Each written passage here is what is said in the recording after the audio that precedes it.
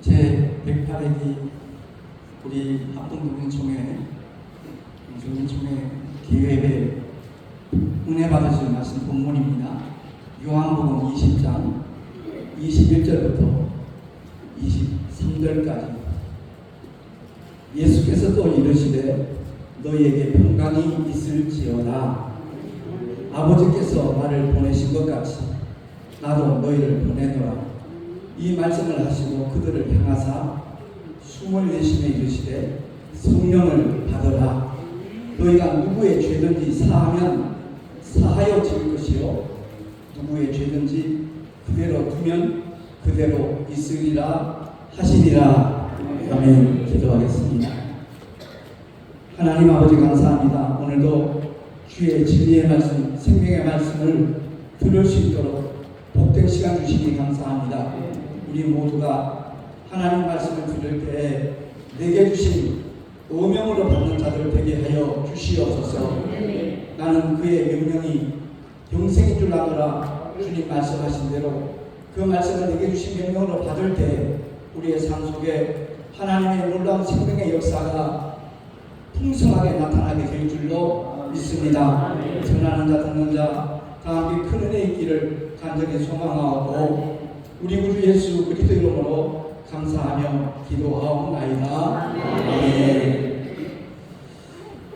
말씀의 제목을 나도 너희를 보내노라 이렇게 이름을 지었습니다. 주님이 분명히 일러주시기를 부활하신 다음에 제자들을 만나셔서 손과 옆구리를 보이시면서 주님의 부활을 다시 한번 확인을 시키시고 난 다음에 제자들이 주님을 보고 무척 기뻐했죠. 그때 주님이 하신 말씀입니다. 너희에게 평강이 있을지어다. 그 다음에 말씀이 굉장히 중요합니다. 아버지께서 나를 보내신 것 같이 나도 너희를 보내노라 라고 말씀하셨어요. 제자들은 이 말씀을 받은 그대로 세상을 향하여 나갔습니다. 근데 이 명령을 하시고 난 다음에 주님이 그 다음 절에 보니까 이렇게 말씀합니다. 그들을 향하사 숨을 내쉬며 이르시되 성령을 받으라. 아멘. 성령 없이 목회하는 사람도 있다면 참으로 어리석은 사람입니다.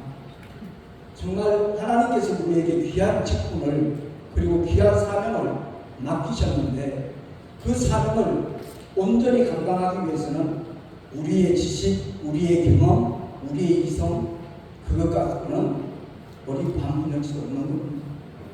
오늘날 많은 사람들이 자기 똑똑 가지고 목회를 하는 사람이 있습니다. 저도 24년간 그런 목회를 했었습니다. 정말 열심히 했습니다. 은혜스러운 세미나가 이렇게 광고가 나오면 거의 빠지지 않고 동참을 했습니다. 열심히 배웠습니다. 그리고 그것을 성도들에게 나누어 주면 한결같이도 은혜 받았다고 하면 그게 목회인 줄 알았습니다. 그러다가 하나님께서 정말 저에게 목회에 있어서 터닝 포인트를 허락을 하셨거든요. 그게 벌써 13년 전 얘기입니다. 나 옛사람 기용 목사를 십자가에 못 박는 가장 은혜로운 영적인 시간을 하나님이 허락하셨습니다. 토비자 용용자 비싼 이름인데 왜 개명을 하려고 그러냐고 인천지방법원의 판사가 그렇게 말을 했어요. 저는 사실 목사입니다.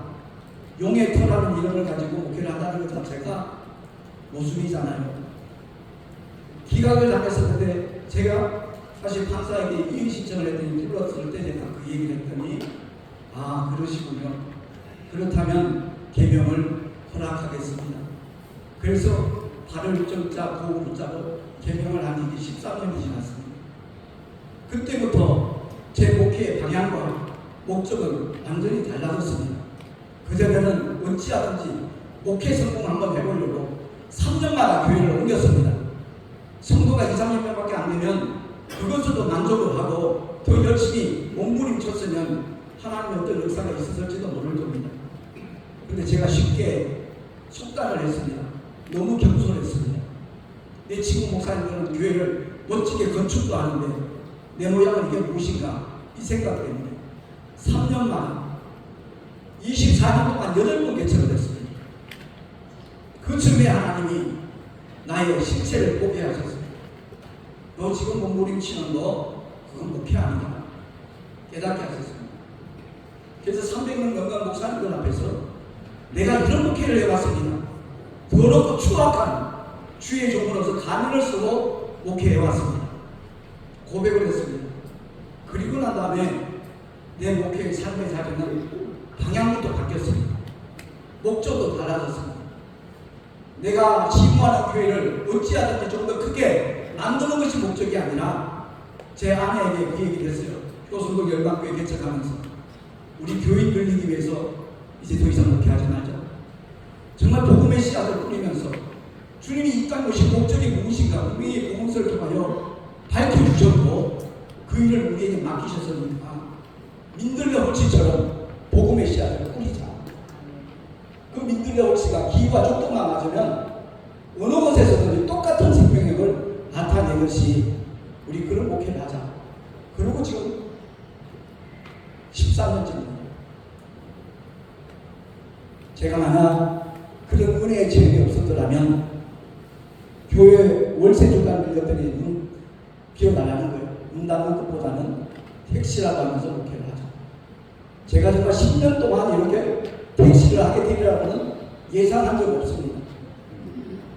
근데 하나님께서는 그 10년 동안 자그마치 10만 명의 영혼들을 만나게 하셨고 그들의 5% 정도가 전단지를 거부했습니다. 안 받아갔습니다. 근데 14만 명 넘는 사람들이 꼭 읽어보겠습니다. 유튜브 꼭 찾아보겠습니다. 그리고 전단지를 받아가고 그 여동에 북조순례 전도단 대표였었던 김완석 목사님이 7년 동안 자그마치 전도 소책자 칼라판으로 24쪽으로 되어 있는 그 전도 소책자를 말씀 소책자를 7만 권을 그냥 후원을 해주셨습니다. 적은 금액 아니거든요. 한 권에 1,000원 따져도 7,000원어치 그냥 주신 거예요. 하나님께서 내 심령 속에 놀라운 변화를 먼저 허락하시고 난 다음에 전도할 수 있는 길까지 열어주시더라고요. 이미 내가 고백을 안 하지만 때로는 택시 안에서 젊은 녀석들을 대화하는 거 보면 귀를 씻고 싶어요. 얼마나 더럽고 추악한 얘기들을 주고받는지. 그리고 1, 2만 원 돈 쓰면서 갑질하는 손님들도 가끔 있었어요. 10년 동안 단 한 번도 쉬게되게 제가 훈련 나간 적 없거든요. 어려움 겪은 적 없습니다. 하나님께서 전도를 기뻐하신다는 명백한 증거들을 보여주셔서 그 얘기를 하면 기사들이 아무도 안 믿어요. 어떻게 그런 일이 있습니까? 아, 하나님께서 정말 전도를 기뻐하시는구나. 복음의 씨앗을 뿌리는 것을 이렇게 기뻐하실 줄 예전에 정말 좀 놀랐습니다. 만약에 저에게 그런 체험이 없었더라면 저 역시도 전도에 대한 개념이 달라졌을 겁니다. 전도는 열심히 성도들이 하는 것이고 그 성도들 새로운 신자 데려오면 말씀으로 잘 가르치고 양육하면 목회자로서 최선을 다하는 거라는 생각 속에 빠져 있어서 저였습니다. 그런데 택시 전도를 시작하고 난 다음에 하나님께서 증거를 보여주시기 시작하는데 내 마음속에서 꾸시는 그 기쁨은요, 그 희열은 짐작하기 어려울 겁니다. 지금도 마찬가지입니다. 힘이 닿는 한 끝까지 저는 택시 전도를 계속할 마음입니다. 그 복음의 씨앗이 그 심령 속에서 어떻게 언제 어디서 싹을 틔울지 저는 모릅니다. 다만 기도할 자입니다. 오늘 50명에게 복음의 씨앗을 뿌렸습니다. 주님 역사해 주세요. 주님이 증거를 보여주세요. 하나님의 나라가 확장되어지고 오늘 본문의 말씀을 보면 그 전도가 얼마나 엄청난 일인가 하는 것을 주님이 직접 일러주셨어요.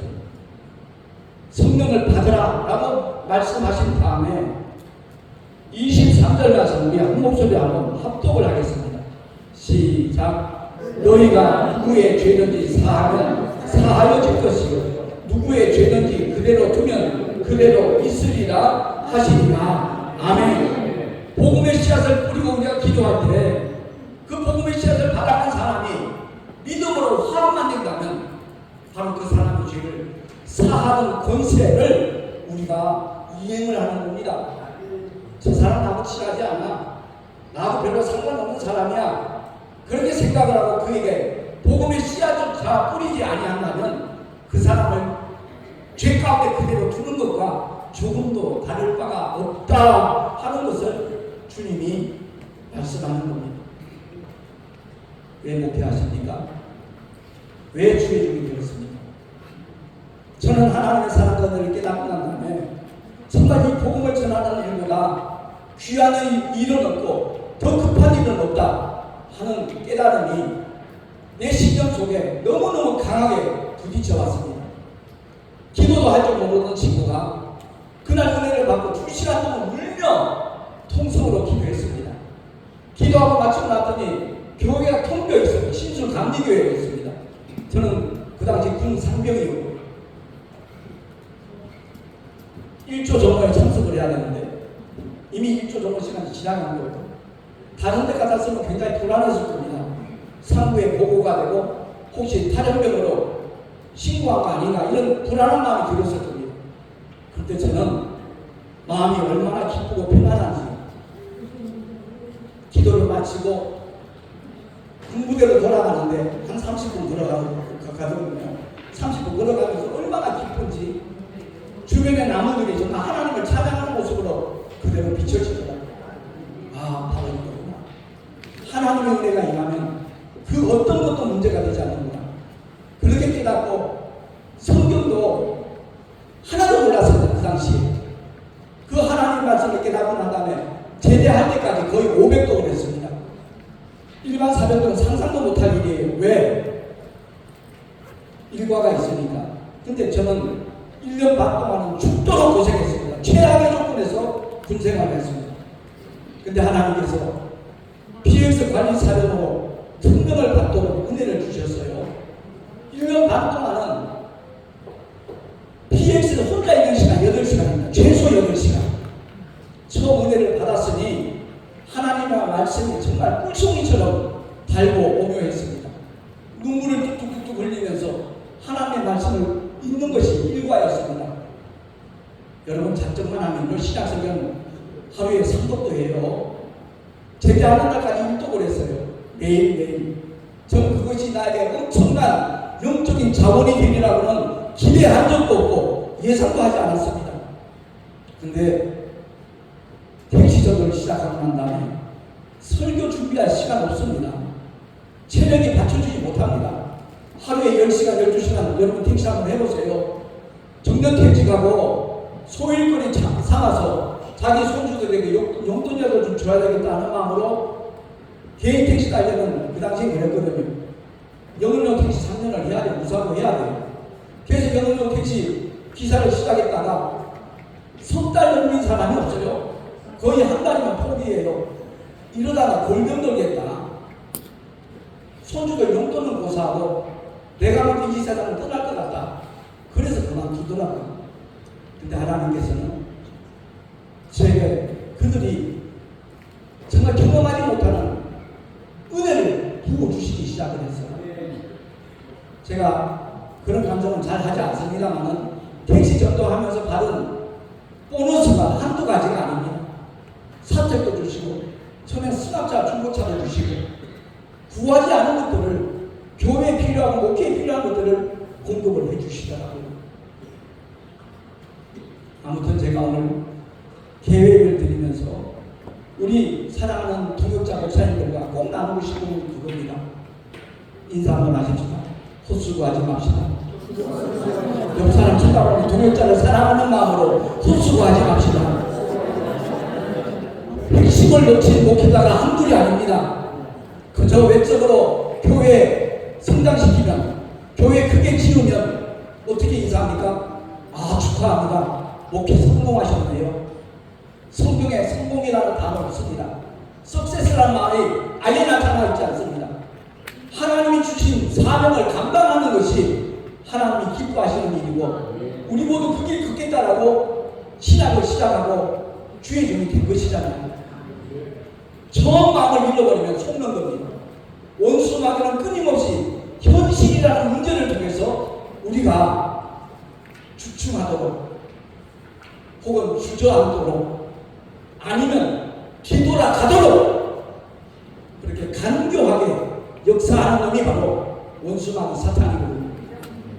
우리 한 사람도 속는 사람 없기를 바랍니다.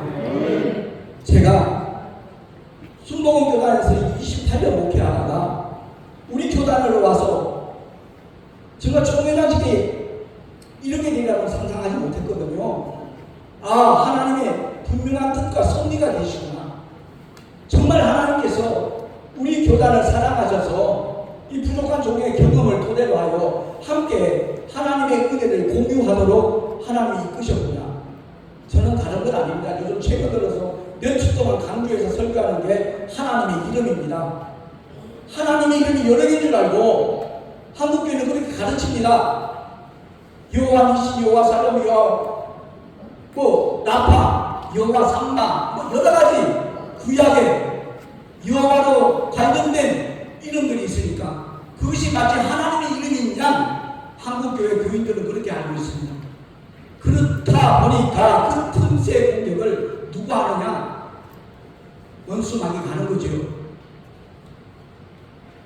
문선명이 자기가 아버지라고, 박혜선이 참 강남나무라고 떠들어대고, 이만희, 안산호, 장길자 할 것 없이 지가 하나님이랍니다. 더러운 죄인의 이름을 가지고, 추악한 사악한 피조물의 이름이고 죄인의 이름을 가지고 자기가 마치 하나님인 것처럼 틈타고 있거든요.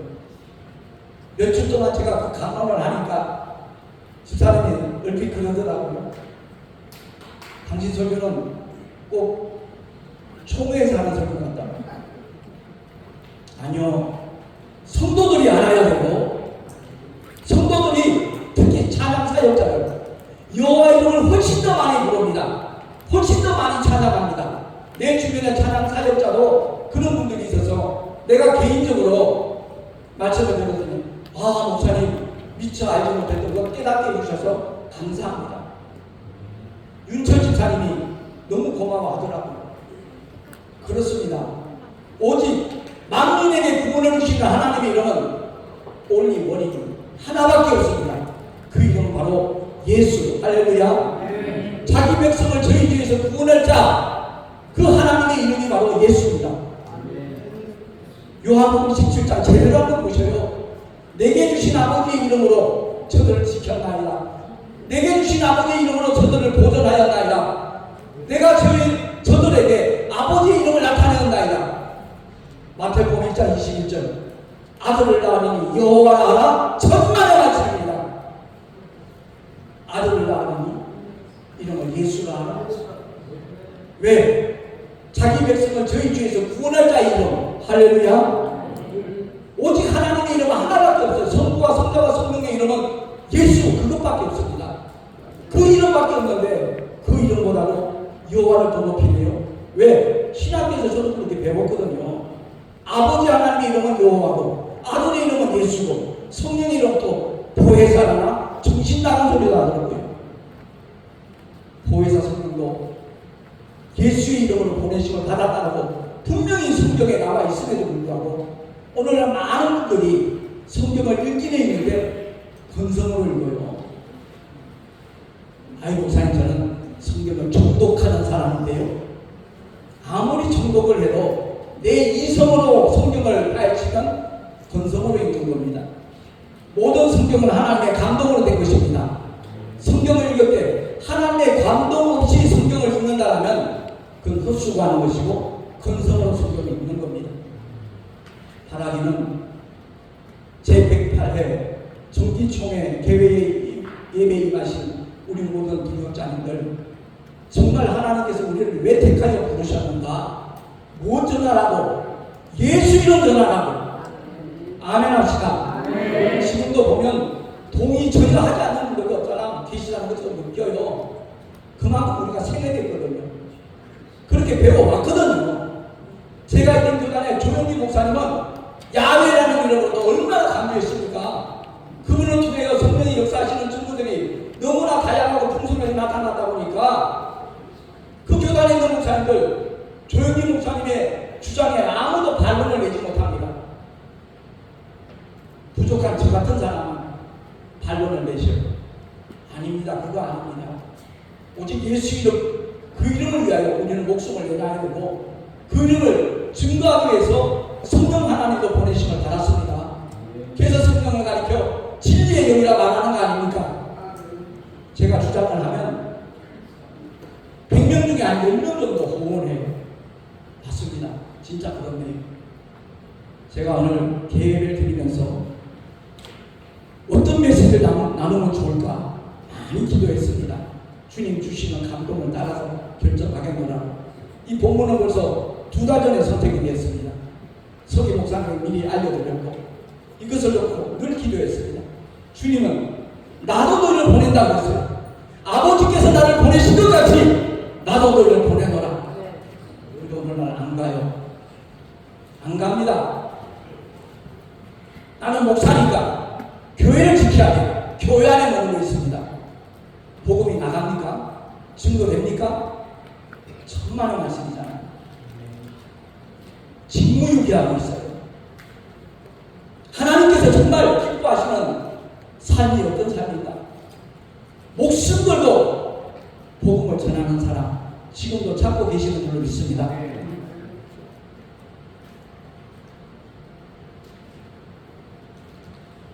영국의 젊은 청년이 토마스 선교사가 성경 나눠주기 위해서 조선 땅에 왔다가 28세 9세 나이에 처참한 죽음을 당했습니다. 그에게 주어지는 상급은요, 저와 여러분이 아마 상상 못할 겁니다. 스테반 집사님이 순교당할 때 주님이 보좌에서 벌떡 일어나서 그 영혼을 영접하였듯이 토마스 선교사도 아마 주님이 그렇게 영접하셨을 겁니다. 저와 여러분 복음을 사수하십시다. 복음을 전수하십시다. 복음을 고수하는 우리 모두가 될 수 있기를 예수 이름으로 부탁합니다. 아버지께서 나를 보내신 것 같이 어디로 보내셨습니까? 말구유로 보내셨어요. 나사렛 동네에서 자라나게 하셨어요. 급기야 골고다 언덕 십자가 위로 보내셨어요. 주님이 오신 목적은 죽음을 맛보시기 위하여. 왜? 율법에 피 흘림이 없이는 사실이 없기 때문에. 하나님은 영이시니까 죽으실 수가 없어요. 피를 흘릴 수가 없어요. 그래서 영이신 하나님이, 말씀이신 하나님이 육신을 입고 이 땅에 오신 사건이 성탄절의 사건이잖아요. 그 주님 말구에 누우셨어요. 왜? 짐승과 별로 다를 바가 없는 우리 인생들 그들의 먹이가 되기 위해서 알밥통에 누우신 거예요. 누구든지 주님의 살과 피를 먹고 마시고 영원한 생명을 얻으라는 겁니다. 이따가 직접 총회장님께서 성찬예배를 진행을 하실 텐데 이 성찬예배에 동참하는 우리의 마음가짐이 과연 어떠해야 될 것인가? 다른 것 아니에요. 내 살 먹고 내 피 마시고 영원한 생명 너희도 가져라 하는 것이 성찬식의 의미이면서 동시에 이 성찬의 떡을 나눠 먹잖아요. 그 떡을 먹은 사람 속에 아버지의 생명이 들어오거든요. 아들 안에 있는 아버지의 생명. 그 생명을 얻은 자들이 이제는 세상을 향해 나가서 짐승 같은 이리떼 같은 존재들에게 먹히라는 겁니다.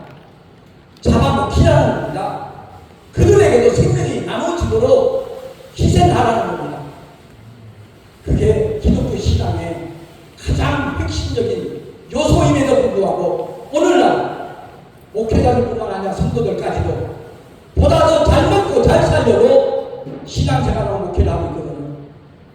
저도 그런 목회를 해왔던 사람이기 때문에 그것이 얼마나 어리석고 잘못된 일인가 하는 것을 뼈저리게 느꼈기에 제가 목회자 학교에서 일주일간 쏟은 눈물이요. 그 전에 24년 동안 단독 목회하면서 쏟았던 눈물보다도 더 양이 많았습니다. 더 진했습니다. 정말 통곡함이 울었습니다. 하나님의 종이라고 하면서 귀신이 쫓겨나고 난치병이 고침받으니까 대단한 것처럼 비춰지는 순간들도 많이 있었지만 실체는 그게 아니었다는 것 주님이 적나라하게 보여주셔서 눈물로 콧물로 통곡하며 회개를 했습니다. 우리 아버지가 비싼 돈 주고 지어준 김기용이라는 이름을 버리고 새롭게 주님 안에서 발을 좀 자 도울 자 오직 말씀과 기도로 성도들을 도우리라 결단을 하고 개명을 한 겁니다. 아무튼 우리 정경총회장님들께서 저를 이쁘게 봐주시고 우리 총대원들이 총회장을 할 수 있도록 기회를 주셔서 너무 감사하고요. 단순히 총회장직을 감당하는 그것으로 끝날 것이 아니라 정말 우리 모두에게 의미 부여가 됐으면 좋겠다. 절대 헛수고하는 동역자가 내 주변에는 없기를 간절히 바라는 마음으로 제 목회를 통해서 깨닫게 된 하나님의 은혜를 나누려고 오늘 본문을 뵙겠거든요. 다시 한번 우리가 주님의 음성에 귀를 기울였으면 좋겠습니다.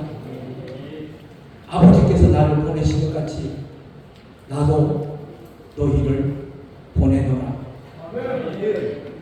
주님이 우리를 보낸다고 말씀하셨는데 거기에 불응하지 말고 거부하지 말고 정말 전도 현장에 나갈 수 있는 우리 합동동시 총회가 될 수 있기를 예수 이름으로 축원합니다. 기도하겠습니다.